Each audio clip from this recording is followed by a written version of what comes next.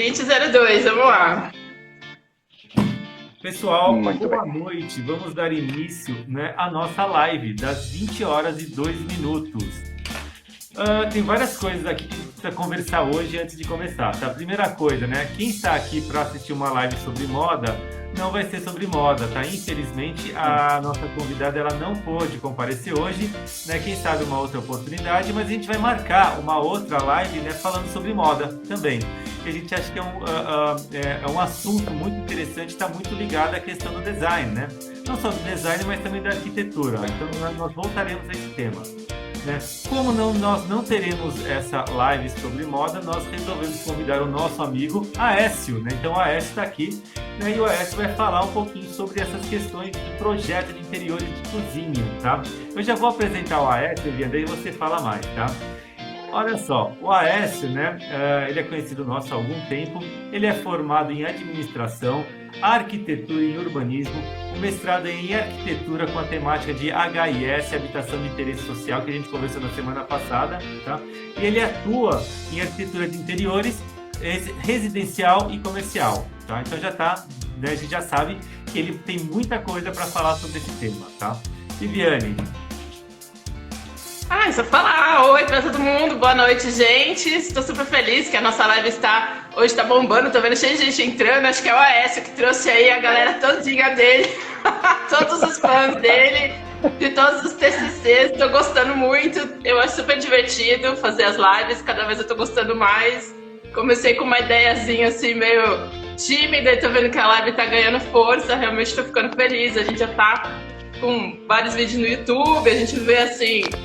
Cada semana a gente está aprendendo mais, está pondo mais recursos, então estou bem feliz com o resultado e vamos ver como vai ser hoje. Estou bem animada também, a Inês acabou de entrar.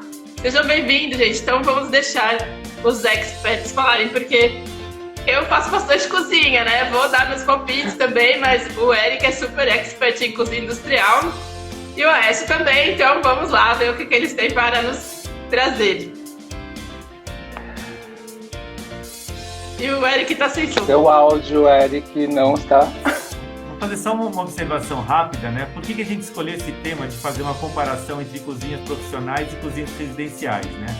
Primeiro, para que vocês saibam como projetar cada uma delas e saibam qual é a diferença entre elas, tá? Eu tenho muitos clientes, acredito que também a Viviane e o Wes têm esses clientes, que aparecem, por exemplo, quero montar uma lanchonete. Cara, olha, tem uma geladeira que era da minha avó, posso usar? Não, não pode, né? Então, assim, há características para cada um desses projetos, tá? E a gente vai falar um pouquinho, né, sobre essas diversidades, tá? E tá aberto também o chat lá para quem quiser conversar, para quem quiser fazer perguntas, tá bom?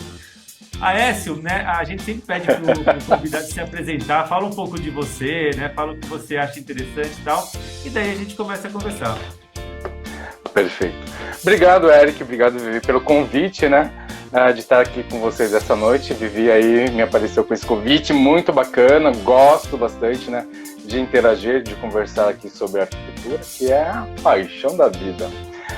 Como o Eric disse, sou formado em administração de empresas, com ênfase em marketing, então foi a primeira faculdade que eu fiz. E ela, querendo ou não, me ajuda de alguma forma a organizar, né, a estruturar como que eu faço os meus projetos. Então, intuitivamente, tive essa oportunidade de fazer inicialmente administração e posteriormente voltei para a paixão inicial, que era a arquitetura, efetivamente. E aí quem, né, me conhece sabe que eu falo, quando eu fui para a área da arquitetura, literalmente eu deixei de trabalhar, porque quando você faz o que gosta, isso não tem preço, né? Porque você faz com dedicação, com amor, o tempo efetivamente não existe e 24 horas você respira, transpira, pensa, vê, visualiza, interage a arquitetura. Logicamente, técnica e arte juntas em prol de satisfazer as necessidades dos seres humanos da melhor forma possível e, né, trazendo aí certas questões que até mesmo eles, né, nossos clientes, não conhecem, mas se utilizam, entendem sensorialmente cada um desses ambientes, desses aspectos, seja no modo residencial, seja no modo profissional e seja, né, interagindo com o que acontece na própria cidade em todos os usos que a gente acaba aí, de certa forma, projetando. E aí, pode já? Como a Vivi disse, assim, eu gosto de conversar, né? Eu converso pelos cotovelos lá, coloco a primeira e vou embora. Achei que a Vivi Eu também. ia falar, mas, né? Tranquilo. Bom, de novo, quem tiver alguma pergunta, tá? É só mandar pelo chat, a gente responde uma por uma, tá? Pode começar fazendo o seguinte, né? Um adendo na história, né? Porque até então, a cozinha, efetivamente, como nós conhecemos hoje em dia, ela não faz tanto tempo que faz parte, né, do sistema de plantas de uma residência, ou seja, lá no início da história, as cozinhas elas ficavam externas à casa, né? Então você só tinha os ambientes, setor social, setor íntimo ali, e literalmente a cozinha ela ficava externa a esse núcleo. Então, com a evolução da história e outras necessidades acontecendo, seja a cozinha ou posteriormente quem, né, for estudar um pouco da história vai perceber também que o banheiro não fazia parte desse núcleo da planta arquitetônica inicialmente, vai entender que vai se conectando, vai criando possibilidades dessa integração acontecer sempre com o avanço aí, né, das tecnologias, da organização espacial e da própria necessidade do ser humano como um todo. Aí a gente pode citar também, né, muitos já devem conhecer a famosa cozinha de Frankfurt, né, que lá em 1926, tudo mais, houve um estudo, e aí a gente vai entendendo um pouco melhor dessa estrutura. E uma coisa que eu sempre vou pautar, né, seja na questão de uma cozinha industrial, seja na questão da cozinha doméstica, muito para nós arquitetos, o que é muito forte, é perceber a setorização de tudo que acontece dentro desse espaço, né? E o que eu preciso estar atendendo, seja no âmbito comercial, posso dizer dessa forma, que aí literalmente a gente tem uma diversidade de normas, exigências a serem cumpridas, porque nós vamos trabalhar com um público muito maior. À medida em que a gente vai para um núcleo menor, ou seja, uma família unifamiliar, essas mesmas necessidades também vão estar acontecendo. E, da mesma forma, a gente vai seguir um padrão ali de algumas exigências, até mesmo de disciplinas da própria arquitetura, que vão nos indicar as melhores situações, planejamentos para o nosso cliente. Seja ele, né, uma pessoa de estatura muito alta, seja de estatura muito baixa. Então aqui, como foi falado, né, anteriormente, alguém citou aqui a questão da ergonomia. Assuntos que a gente, de repente, vai estar aí pontuando para que no decorrer da nosso talk, né, a gente volte e reforce para que vocês entendam cada vez mais sobre tudo isso.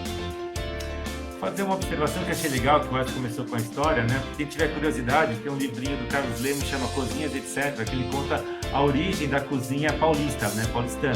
Paulista, na verdade. Né? E ele fala exatamente isso, né? A cozinha realmente começou como uma derivação, né, das cozinhas indígenas, que era no final, né, da parte de trás, né, da casa, né? Você tinha a rua desse lado, e a cozinha, entre aspas, né, era feita lá no fundo, né? Que era feita, né, com aqueles 3 pauzinhos, né, e uma tigela ali, né, e os animais ficavam percorrendo, né, tomando um pouquinho da sopa que você ia tomar depois, né, isso era comum, né, e e daí chovia e a sopa ficava muito aguada, que eles fizeram o tal do alpendre, né? Então a origem do alpendre tem essa questão também de proteger, né, a fogueira, né, da onde estava sendo feita a comida, né? A alpendre fechou as paredes, né? Então fechou as paredes, daí os animais não entravam mais. Que bom, ciência política. Fechou as paredes, criaram uma tal de cozinha suja, né? Que era onde os empregados faziam a comida, né? E os donos da casa, né, ficavam em outro lugar, né? Com o tempo, né, essa cozinha suja ela permaneceu, mas foi feita uma outra cozinha, né, que é a origem da Copa Cozinha, né, onde as pessoas almoçavam e também, né, os donos da casa também preparavam comida. E eu brinco muito, porque eu falo assim, cara, a cozinha saiu lá do fundo, né, da casa, né? E hoje em dia ela está praticamente dentro da sala de estar, né? Tem muitas cozinhas integradas, tá? Então a cozinha saiu daquela parte que era uma coisa suja, feia, etc. E hoje ela é quase uma estrela da casa. Tem muitas casas, né, que o foco é a cozinha em si, né? Então eu acho isso muito positivo. Foi uma bela introdução aí do AF também, né? Enfim, né? Vamos lá. Enfim.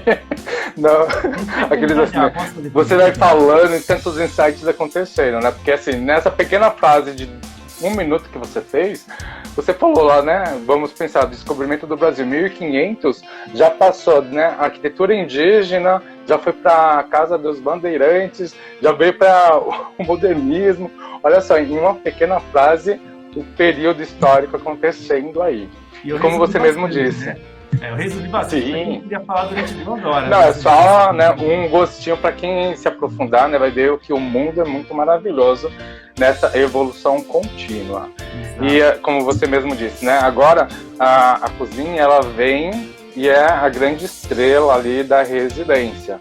Então a gente também pode fazer, né, no desenvolver da conversa, de repente a própria especulação imobiliária, quando a gente vê alguns lançamentos, né, incentivando algumas áreas, deixando elas mais generosas ou menos generosas a cada período de tempo, em função, né, dessa ambientação de sociabilidade. Porque alguns entendem, e eu acredito também dessa forma, que a própria cozinha ela acaba sendo o coração da casa, né? Ali onde todo mundo, de repente, se encontra, se alimenta, produz o seu alimento, serve, enfim.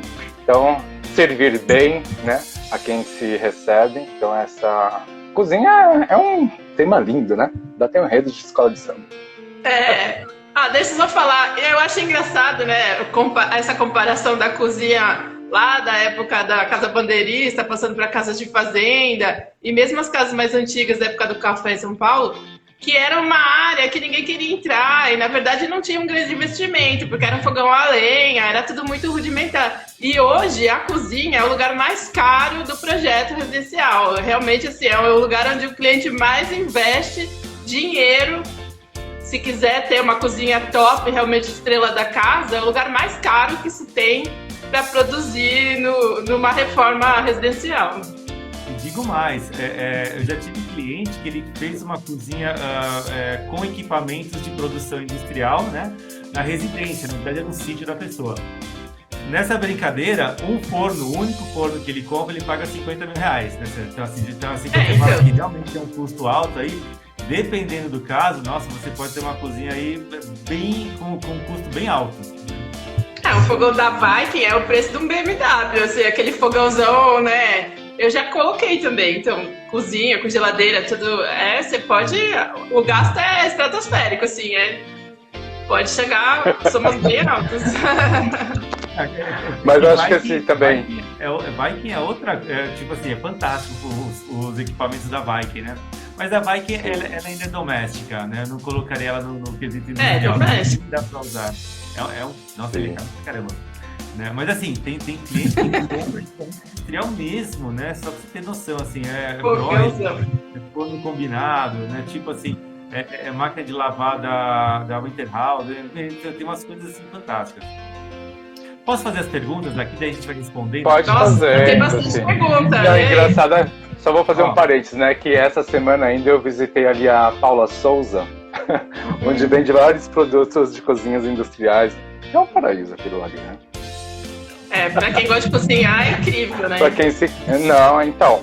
E aí, né, pegando ali o ganchinho da moda que não aconteceu hoje, a gente vai ter vários estilos de cozinhas, né? De repente, dependendo do perfil do cliente, a necessidade dele, eu compro, de repente, esses produtos industriais, coloco na minha casa se estiver ali de acordo com o meu estilo, as minhas ideias, meu estilo de vida. A Denise Taveira, ela perguntou que ela tem uma dúvida sobre cozinhas, principalmente residencial, tá? Vale a pena indicar para o cliente bancadas de concreto, inox ou madeira? Pois é mais comum bancadas de pedra, tá? Só adiantando, inclusive as profissionais não pode pedra, não pode madeira, só aço inox mesmo. E os outros materiais. Bom, a resposta é com vocês. Bom, eu sempre vou pautar a questão da higienização, praticidade e limpeza para o cliente. Então não adianta eu impor uma, né, bancada de concreto, por exemplo, sabendo que não faz parte ali do estilo ou do ritmo de vida do cliente, a asepsia ou cuidado devido com aquele determinado material. Então, sempre pauta os projetos na questão de pensar nessa melhor facilidade, né, de manutenção e limpeza por parte do cliente. Acho que isso é o principal. Madeira, essas coisas de moda, assim, as pessoas até usam, mas uma cozinha com menos uso. Agora, uma cozinha para uso diário, que você está toda hora precisando lavar, limpar, e às vezes com um produto mais abrasivo para tirar a gordura, enfim, resto de alguma coisa, você tem realmente que usar pedra, porque é a coisa mais resistente que tem. E mesmo assim, não todas as pedras, né? Algumas são um pouco mais resistentes, granito, e então a gente tem que sempre pensar nisso, na durabilidade, na questão do uso, né? Depende como vai ser o uso dessa cozinha. Uma outra coisa que também vale ressaltar, né? Dependendo do cliente que você tem, ele tendo espaço e a possibilidade, existe a cozinha técnica, que é essa que é utilizada dia a dia, né? Diariamente, enfim. E existe a cozinha gourmet, aquela que fica exposta, que é bonita, e tem os materiais, né? E elementos mais ali sofisticados para apresentação. Então, lógico que, como arquitetos, a gente permeia as várias camadas aí, né, da sociedade e dos mais diferentes tipos de cliente. Então, a gente sabendo fazer um bom briefing, identificando a necessidade, né, e o que ele está querendo como proposta para a própria residência, você pode ter essas várias opções. O importante é ter, né, a flexibilidade e o entendimento de propor de acordo com o briefing e perfil do cliente. Tem mais uma dúvida aqui do Clips do Leme. Ele está fazendo um trabalho voluntário para uma comunidade que pediu uma cozinha no primeiro pavimento, e a cozinha irá fazer marmitas para pessoas em situação de rua, né? E tem um porém, que o gás está muito caro, não só o gás, como também o fornecimento elétrico, que aumentou muito também, tá? E daí ele pergunta aqui embaixo, que eu achei agora a questão, né? Ele pergunta se pode integrar fogão a lenha, tá? Não, tá? Infelizmente não, tá? Tem várias questões aí. Primeiro, você não pode levar madeira para dentro da cozinha, você não tem problema de exaustão, tá? Você, em termos de vigilância sanitária, né, dos códigos de vigilância sanitária, não pode também. Realmente vai ter que usar gás. E aqui vale aquele adendo, né? Sempre quando nós formos fazer um projeto para alguma área comercial ou algum projeto que vai atender a população de uma forma geral, um grande número, nós temos que estar pautado com as NBRs, com os órgãos que vão fazer a liberação, né, o saneamento, enfim, tudo precisa estar muito bem organizado, porque a higienização é importante para que o produto, o alimento não seja contaminado. E aí, de repente, você vai causar, né, ali um surto de comida, de repente, mal manuseada, que pode prejudicar a saúde das pessoas. Então, no momento que eu estou para grande massa, seja um restaurante, né, as praças de alimentação, enfim, eu preciso ter todo esse cuidado, porque eu sou autuado perante qualquer tipo de acidente. E temos as normas e técnicas aí, né, a serem seguidas. Mesmo sendo voluntário, é bom lembrar que é cozinha para pessoas que você não sabe quem são e em grande volume, então precisa seguir as normas. Eu vi algum tempo atrás uma reportagem que falava, né, que estavam tentando fazer proibição de entregas de marmita, né, doando esses produtos, porque acabavam se fazendo em cozinhas caseiras. E aí, um problema, de repente, né, você fazer uma doação e alguém se contaminar nesse período, enfim, tava, né, era o assunto dessa reportagem. Mas sempre temos que ter aí as técnicas e normas vigentes. Essa questão aí é que, assim, em toda cozinha tradicional, industrial, você tem que jogar comida que sobra fora, tá? Principalmente por causa disso. Responsabilidade por uma possível contaminação, tá? Mas há alguma coisa, tá, de alimento, eles vão até o local, pegam nessa comida, transportam com a temperatura controlada, fornecem também de forma controlada em determinadas instituições, né? Não pode por legislação, mas eventualmente, né, dependendo da situação, para onde que é possível sim, né, destinar esse lugar. Aqui, ó, tá? Da Caroline. O que vocês acham das geladeiras embutidas? Teve muitas reclamações, ainda não usá-las. 2. Para a instalação, ter a bancada e marcenaria. Com vocês.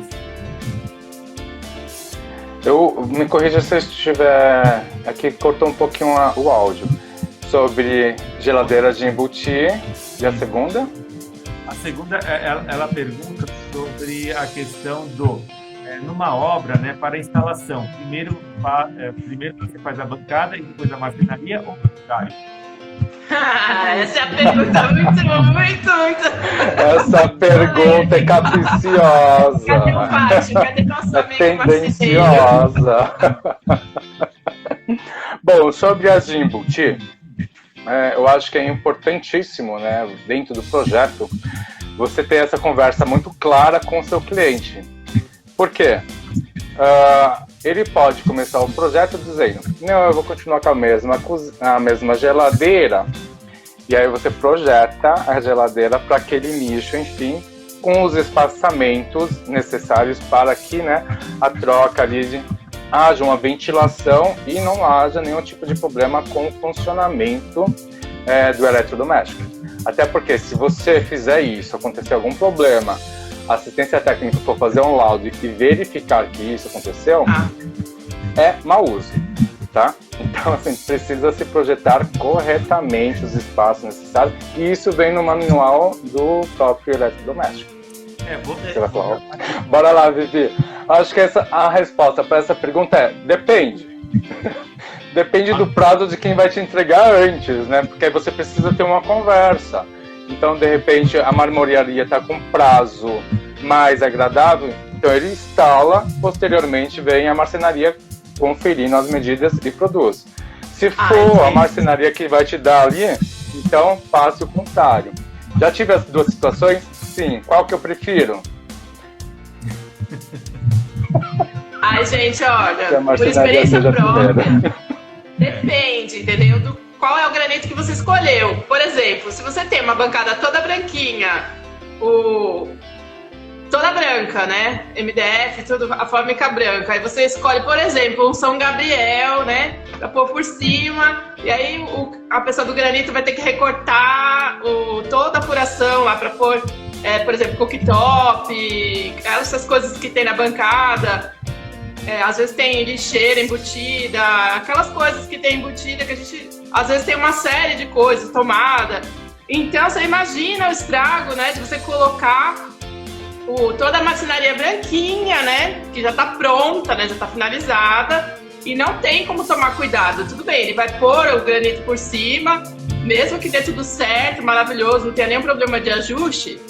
Ele vai ter que fazer a furação, então. O cooktop é na hora, não tem como já vir furado. Geralmente eu peço para furar na hora e eu ainda fico lá olhando com a cara lá em cima da maquita, com pó e tudo, mas a gente tem que ser milimétrico, né? Pra não dar, porque 1 milímetro tortinho é bem visível, né? Então, assim, a gente...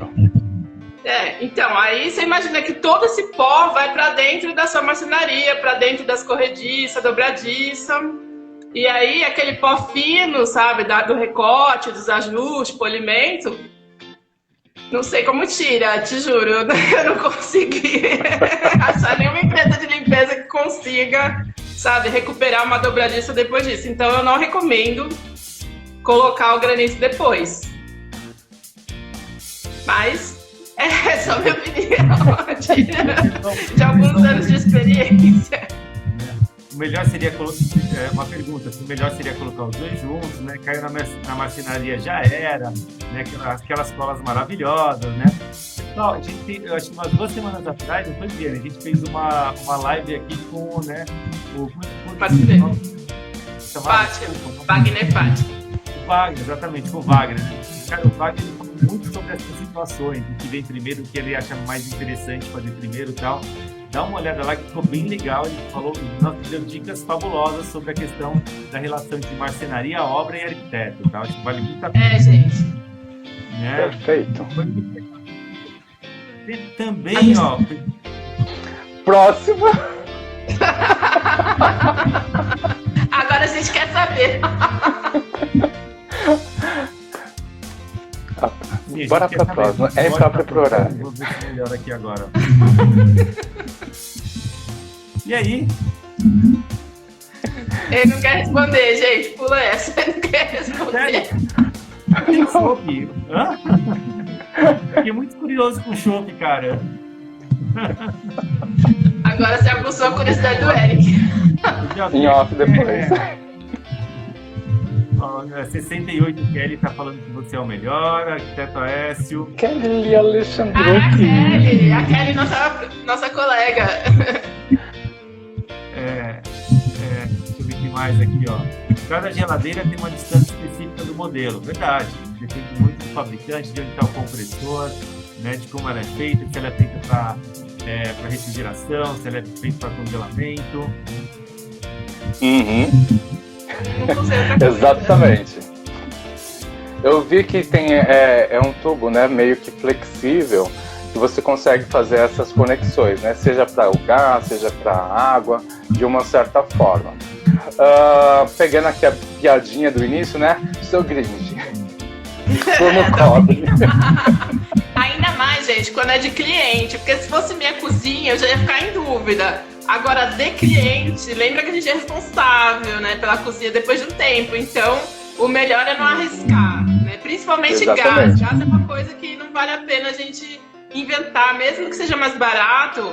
É melhor que o cliente pague o preço que tiver que pagar num tubo de cobre, que também não vai ser nenhum, né? Se você está fazendo uma reforma de um alto padrão, então, né, vamos usar o que tem mais adequado. Eu prefiro sempre pela certeza de uma coisa mais segura, assim. E também, assim, está na dúvida de como executar? Sempre chame um especialista. Sim. Eu acho que é uma dica também interessante, os especialistas, principalmente porque os eletrodomésticos que você vai estar utilizando, ele vem ali também, né, no manual falando que você pode chamar o especialista para fazer a primeira instalação. Se você pula esta etapa, você faz a instalação, você perde a garantia dos produtos. Então é uma outra questão importante aí a ser ressaltada. Agende todos. Eu tive cliente que para adiantar a obra, que estava com pressa, queria que eu pedisse para o marceneiro instalar a coifa. Eu falei, de jeito nenhum. Imagina, se eu abro a coifa, o marceneiro não tem menor treinamento para lidar com a coifa cara. Eu falei, não, quem vai instalar é o pessoal da assistência técnica, porque senão a gente é que acaba pegando um abacaxi que não é nosso. Então, assim, outra coisa, o gás, o melhor é chamar o pessoal que é especialista em gás. Então, com gás, todo o pessoal aí que trabalha com fornecimento de gás, eles também conseguem dar suporte. Então, às vezes, não precisa chamar um engenheiro, mas você pode pedir pro pessoal da Comgás, que principalmente eles, que são sempre aí as empresas que fornecem gás encanado, eles são os melhores para ir lá dar pelo menos uma assessoria técnica. O quanto que é importante, porque de repente o cliente vai falar assim, não, tudo certo. Não, você tem que colocar ali, né, a sua opinião e ser forte o suficiente para falar, eu estou fazendo isso para sua segurança e para a garantia do seu produto daqui a um ano, o tempo que for durar, para qualquer coisa que venha posteriormente acontecer, ele está ali garantido. Acho que isso é importante ressaltar. E aí ele vai criar, né, uma paz no coração, vai acatar o que você diz, mas você precisa ser um pouquinho mais ali enfático na hora de posicionar. Aliás, não é só na questão do gás, é em tudo, gente. Eu não entrei lá naquela questão da geladeira embutida, mas a questão maior é que você tem que ter muita certeza de que o cliente não vai mudar de ideia. Por exemplo, ele tem uma geladeira X, e aí no dia que ele for lá na Fast Shop, sabe, aí enlouquece lá com a geladeira último tipo, não sei o quê, ou entra em algum site, resolve comprar alguma coisa importada, porque cada geladeira muda completamente. Às vezes é 1 centímetro para cima, para baixo, para lado, que aí não cabe no nicho. Eu já tive isso. Assim, um caso muito complicado de resolver. Então, assim, quanto mais você limitar o que o cliente pode fazer ou não, você tem que ter muita certeza que ele realmente vai cumprir a parte dele. Porque se ele mudar o tipo da geladeira, tipo, né? Na hora que chega você vê ali, né, a mudança. Eu tive uma experiência dessa há algum tempo atrás, Vivi, onde toda a marcenaria já estava instalada, estava tudo bonitinho. E aí ele mudou a geladeira. E aí, a geladeira nova, encorpada, grandona, colocaram dentro do nicho, né? Tudo calculado para que ele disse que não ia mudar. A porta não abria porque batia na ilha. Aí o que faz? Bora trabalhar, marcenaria, troca de posição, muda o nicho, junto. Enfim. E aí, assim, sobra para o marceneiro ajudar a gente. Por isso que também tem uma boa equipe, né? Bons parceiros é importante nesse momento. Vou tentar repetir aqui. Esse é outro lance, gente. Marceneiro, quando a cozinha é feita pela marcenaria, que o marceneiro é parceiro, ele tá na obra montando, é uma coisa. Quando a gente compra a cozinha de uma loja de cozinha planejada, tipo Florência, Eugene ou uma dessas aí a cozinha tá lá fazendo, né, na indústria lá deles e vem pronta. E o pessoal que vem montar aquela cozinha. Se você quiser 1 centímetro para dentro, para fora, para um lado, para o outro, não rola porque não tem. Já vem tudo já de fábrica, já vem pronto. Praticamente é só parafusar e ajustar. Então, assim, não é igual a marcenaria. Então, tudo depende muito. Bom, no meu caso, eu vou ainda né, puxar a cozinha de Frankfurt. Eu sempre faço o triângulo caber ali nos meus projetos da cozinha. Então, eu sempre contrabalanceio, né? Se a geladeira está numa ponta, eu faço a minha torre quente na outra e aproveito a distância, o vão entre elas, faço o nicho, eu coloco a pia, e faço ali as coisas acontecerem de uma forma harmônica. É lógico que hoje nós temos uma variação em medidas de apartamento muito grande. Então, em último caso, quando eu não consigo ter essa disposição, aí sim eu coloco nessa questão, né, das proximidades ou mesmo um de frente ao outro. Logicamente que enquanto um for estar sendo utilizado ou mesmo os respiros, né, para cada um dos eletrodomésticos vão favorecer aí a melhor manutenção em detrimento ao espaço ocorrido. Então, de repente, aqui, novamente, a resposta depende do tamanho, das medidas, da possibilidade que você tem para desenvolver o projeto. Cada caso é um caso. A resposta é essa, porque realmente a gente tem que estudar, cada caso As cozinhas hoje, elas são, às vezes é um corredor, agora, às vezes ela praticamente não tem mais 4 paredes, às vezes tem 2, ainda é interligado com a área de serviço. Então, assim, a gente está pegando projetos agora cada vez mais, né? A gente tem que usar a criatividade. Marcolino é um designer maravilhoso, cara. Ele faz design de produto. Então, Marcolino, eu vou entrar em contato. A Vivi me empolgou, eu vou fazer live também. Vou te convidar. Bora falar de design aí. Show! Isso aí. Não, mas é gostoso, né? Porque assim, você vai vendo as várias pessoas que você encontrou na vida e que de alguma forma marcaram. Mas continuando falando, né, de cozinhas, percebam, a gente está aqui nas cozinhas industriais, seja elas para os restaurantes, os refeitórios de indústrias, enfim. E aí eu joguei, né, assim, só por curiosidade, alguém já ouviu falar de Dark Kitchen? Dark Kitchen, um novo termo, né? Interessante, você. Olha lá, tá vendo? A questão da modernização dos tempos e das atualidades. Então, o que eu trago, né, de visão disso? Seja lá quando o Eric comentou da cozinha, né, na tribo indígena, e ela vai evoluindo. Olha só a nossa necessidade hoje, fazendo aqui um parênteses com a questão da pandemia, do Covid, e o processo de delivery, né, acontecendo. Então, muitas questões aí acabaram, a partir de uma necessidade, criando uma possibilidade e uma solução efetivamente. E aí como que eu trabalho essas novas cozinhas, né, que são utilizadas de repente por 2, 3 profissionais, eles compartilham ali, conseguem desenvolver e continuar a sua atividade profissional de certa forma. Lembro, as mesmas questões de repente vão ser as mesmas necessidades, setorização, né, de recebimento, higienização, armazenamento, enfim. E aí o Eric já fez 2, será que consegue compartilhar aí? Experiência, será que consegue? Bom, eu peguei aqui no finalzinho, né? É dar um nome novo para alguma coisa antiga, né? Os Gringe aqui. Então, de repente, a gente em vários estúdios hoje, se a gente for pensar, são as antigas kitnets. E aí aqui eu peguei aqui uma pergunta da Denise e ela fala assim: tem alguma cor de cozinha que seja unânime entre os clientes? Existem cores mais indicadas ou menos indicadas? Seja por questão de estética ou funcionalidade? Olha, muito provável, Denise, alguns ainda optam, né, pela branca por questão de custo.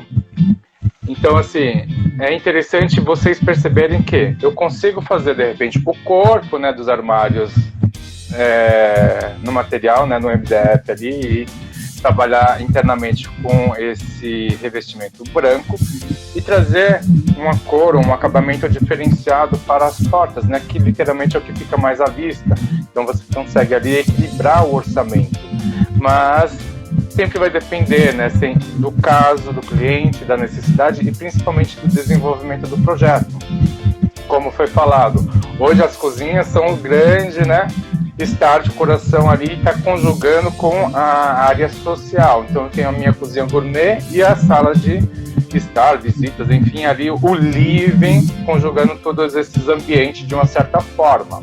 Então eu tenho que pensar macro, eu não vou colocar de repente só o branco para cá, fazer uma unidade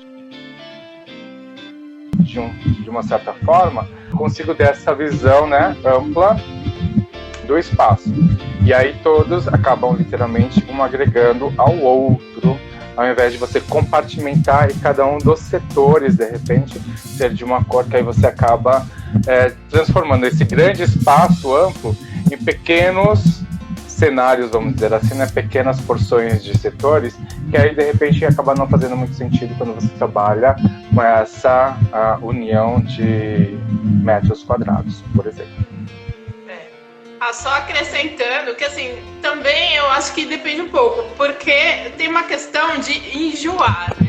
Se você fizer uma cozinha muito, assim, com cores muito fortes, por exemplo, muito vermelho, muito laranja, provavelmente vai chegar uma hora que o próprio cliente vai enjoar, né? Porque, assim, a gente tem que dosar bem as cores. Eu costumo fazer mais cores neutras e alguns toques de alguma cor um pouco mais forte. Por exemplo, dourado também é uma coisa que eu não gosto de usar na cozinha. Aí sou eu, né? E às vezes azul, assim. Então depende um pouco, né? Depende do qual é o estilo do cliente, como é o dia a dia das pessoas. Mas, assim, a Dark Kitchen eu já fiz, né? Cozinha toda preta. Também depende do espaço que você tem, a iluminação que você tem. Não é só uma questão de cor do mobiliário da cozinha, é tudo uma composição, né? Então, a gente tem que lembrar dessas coisas, de saber como vai ser o final, assim, da composição. Só a cor da marcenaria, ou só a cor do granito, é pouco, assim, a composição é um pouco mais, né? Um pouco mais abrangente. Então, tomar um pouco de cuidado só com isso, assim, se o cliente não vai enjoar, né? De estar todo dia tomando café. Não é toda hora que você está afim de entrar num ambiente com muito vermelho, com muito rosa, com muito laranja. Então, o mais legal é tentar fazer cores mais neutras e pontuar algumas áreas, assim, com uma cor mais forte, que é o que eu costumo fazer, porque a questão da durabilidade, da pessoa ter, assim, um espaço maior de tempo até ela enjoar daquilo. Mas é sempre uma questão importante, né? Na hora que você tem o budget do projeto, você consegue ter ali possibilidades e, de repente, usar a criatividade a favor de puxar pontos focais dentro do seu projeto. E aí, essa questão, seja o branco, seja algum outro tipo de acabamento, né, um pouco mais detalhe, para que ele não venha a enjoar muito rapidamente e criar essa possibilidade aí. Hoje também a gente tem, né, as portas de serralheria, voltando a utilizar, de novo o grind, né? Os vidros canelados, enfim. Mas percebam, aqui a gente está falando também de uma certa personalidade do próprio projeto como um todo, para que eles entrem em casa e se sintam num espaço que lhe agrade, que lhe pertença. Então, volto, né, novamente lá no item que eu falei no início da nosso bate-papo. Um bom briefing vai fazer com que vocês desenvolvam da melhor forma e as melhores opções, possibilidades utilizadas com criatividade para atender esse propósito. E vocês ficarem felizes também com o projeto a ser entregue para o cliente, né? Lembrando, você vai ficar ali de repente com ele convivendo 3, 4 meses intensamente. Depois volta só para tomar um café, comer uma fatia de bolo. Mas ele que vai ficar ali 24 horas, 7 dias por semana, né? Convivendo dentro do espaço que você projetou e utilizando ali a sua cozinha. Segunda-feira, excepcionalmente, a gente tem uma live a mais. E eu consegui, assim, convidar uma pessoa incrível, que é um especialista em direito condominial. Então, uma pessoa que vem para falar com todos nós, arquitetos, de todas as regras que existem em condomínios residenciais, porque eu não sei quem é que está aí fazendo obra em edifícios residenciais, é complicadíssima, a questão de horário, de elevador, uso da vaga, e tudo mais, horários. Então, uma pessoa que vem para a gente conversar e também falar sobre os áreas comuns do prédio, área de lazer, salão de festa, essas questões, né, que a gente está, eu pelo menos, né, ele mexe, tenho essas questões com o pessoal, os síndicos, zeladores, né, porque às vezes as pessoas querem trabalhar até um pouquinho mais tarde e aí tem que mandar descer, tem edifícios que, por exemplo, para na hora do almoço, você pode voltar a começar o trabalho depois das 2 horas da tarde, porque tem um horário do almoço. E agora, com questão de home office, o pessoal tá o dia inteiro nos apartamentos. Então, tem gente que não quer hora nenhuma. Então, a gente vai debater sobre este assunto, direitos condominiais. Na quinta, gente, a gente tem 2 convidadas que vão falar com a gente sobre mercado de trabalho e empreendedorismo na área de arquitetura, escritório de arquitetura, então, as diversas áreas. E é possível empreender, abrir escritórios e conseguir captar clientes também é interessante, até todo mundo já está convidado. E só uma pergunta da Regina Condo que a gente não respondeu é se a gente usa vidro nos elementos aí da cozinha. Eu amo vidro, mas nem todo mundo gosta porque vidro faz uma sujeirada dependendo do tipo da cozinha, né, que a pessoa... Uma cozinha só para esquentar um cafezinho, ok, mas cozinha de uso diário, tem que ter alguém que assuma o cargo de... Se habilite ali, né, no manuseio. Olha só que interessante, né? Eu tive um cliente, quando eu estava no escritório de arquitetura, nós chegamos a fazer um manual de limpeza para a profissional fazer, né, toda a manutenção do apartamento. Então, quanto que é importante essas questões, tá? Por isso que eu sempre friso ter projetos bem utilizados e de boas manutenções, né? Acho que é importante vocês terem isso sempre em mente. Questão de manutenção e limpeza, gente, limpeza, faxina, dava para dar uma live só sobre manual de manutenção, mas não é nem manutenção, é como manuseia, com o que dá para se limpar cada tipo de coisa, porque isso dentro de um apartamento é assim, olha, tem histórias, dava para fazer um livro sobre problemas que eu já tive de cliente me ligando para reclamar que tinha acontecido algum problema lá no apartamento, e quando você vai ver a questão é a pessoa da faxina ou a própria dona da casa ou o dono lá do apartamento, né, fazendo alguma coisinha que não estava no script. É isso aí, é o manual de boas práticas. Perfeito, né? Porque a gente... Quem tem mania de ler manual, né? Então, tem que ser uma coisa bem interessante, bem didática, às vezes até com imagens, ilustrando ali como fazer.